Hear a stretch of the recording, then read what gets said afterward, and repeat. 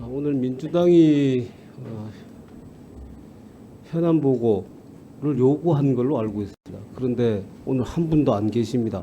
이 왜일까요?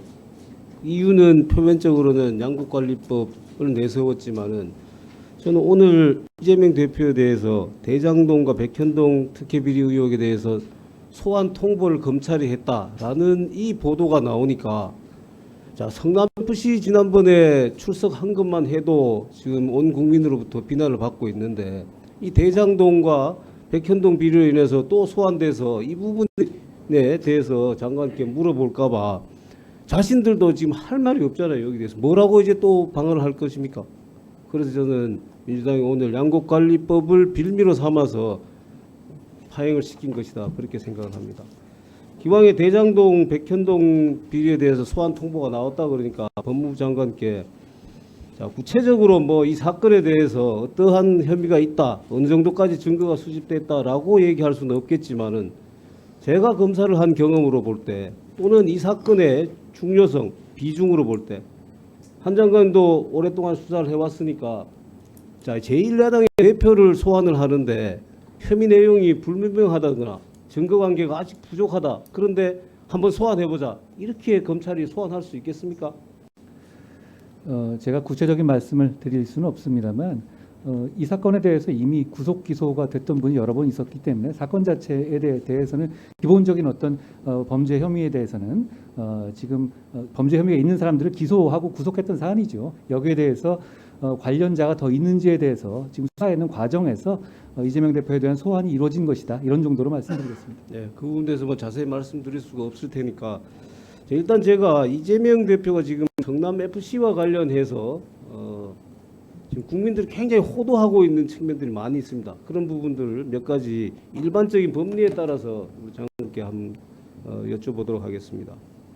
일단 첫 번째 이재명 대표의 국민을 가장 호도하는 부분이 뭐냐? 나는 한 푼도 받지 않았다. 한 푼도 받지 않았는데 어떻게 뇌물죄가 성립되냐? 제3자 뇌물죄가 성립되냐? 이렇게 얘기를 하는데 그거는 정말로 법률에 무지한 국민들을 속이려고 하는 의도라고 저는 생각을 합니다. 한 푼이라도 받았으면 당연히 본인이 뇌물수수죄가 되는 것이죠.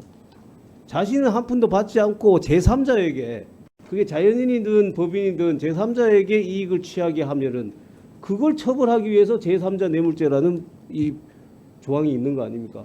어떻습니까? 제3자 뇌물죄는 한 푼도 받지 않아야 제3자 뇌물죄가 되는 겁니다. 그렇죠. 한 푼이라도 받으면은 뇌물죄가 되는 거죠. 단순 뇌물로 처벌되게 됩니다. 그렇습니다.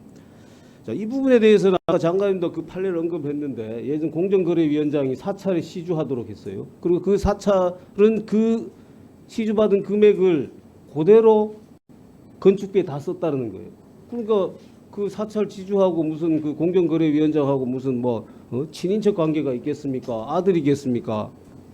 아무런 관련이 없는 제3자인 사찰을 시주하도록 했는데 그것이 제3자 뇌물죄로 처벌된 것이거든요. 그 얘기를 잠깐 드리고 또 자, 이재명 대표는 지금 또 내가 이건 성남FC를 위해서 한 것이기 때문에 내가 범죄를 무슨 저지를 지금 전혀 그런 동기가 없다라고 얘기를 하고 있거든요. 자, 범죄의 동기는 여러 가지입니다.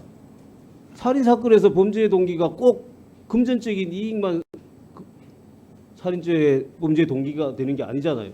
원한도 될 수 있고 치정 문제일 수도 있고 사랑이 또 그런 문제가 살인의 동기가 될 수도 있습니다. 사랑이 동기가 될 수는 없겠지만은 잘못된 치정관계에 의해서 범죄 동기가 될 수도 있는 거예요. 저는 이 이재명 대표의 범죄 동기는 뭐냐? 본인이 이미 다 범죄 동기 자백했습니다. 뭐라고 했냐? 나는 정치인이다. 그래서 당연히 정치적 이득을 고려한다. 이재명이 성남구단을 잘 운영하는 것을 보니까 능력이 있구나. 더 큰 역할을 맡겨도 되겠다. 이런 소리를 듣는 것이 궁극적으로 내가 노리는 정치적 이익이다. 이렇게 본인 스스로 얘기를 했어요. 저는 이게 이 성남FC 사건의 범행 동기에 대한 자백이라고 생각을 해요. 장관님은 어떻게 생각하시는가요?